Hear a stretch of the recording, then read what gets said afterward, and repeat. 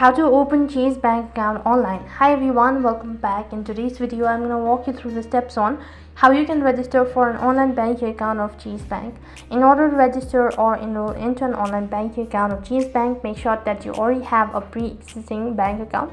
To begin with, you can directly open up a web browser, or you can just simply install the application from your Google Play Store. Either way, the procedure will remain the same, as due to some security purpose, if I'm using an application, you'll not be able to see the methods as the screen may turn black, so I'm using a web browser.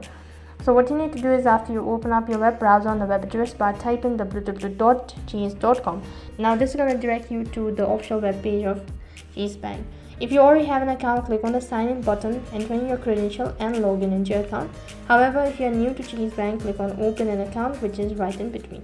This is going to direct you to the sign up field, and you need to go through all of the statement provided before you register for it. So click on open an account once again right over here, or you can just go and enter in your email address as well.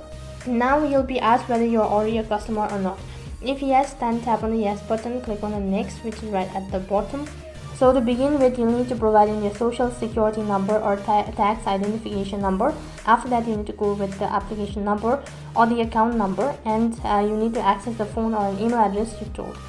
So in order to go through it, you need to provide in all of these information and click on the next button.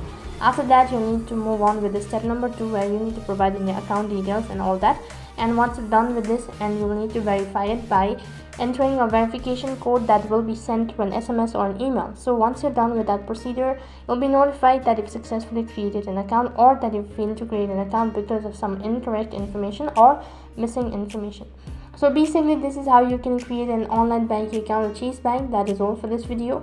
I hope the video was helpful. Make sure to like, share and subscribe to our channel. Also make sure to comment down below for any further queries. Thank you for watching. See you in the next video.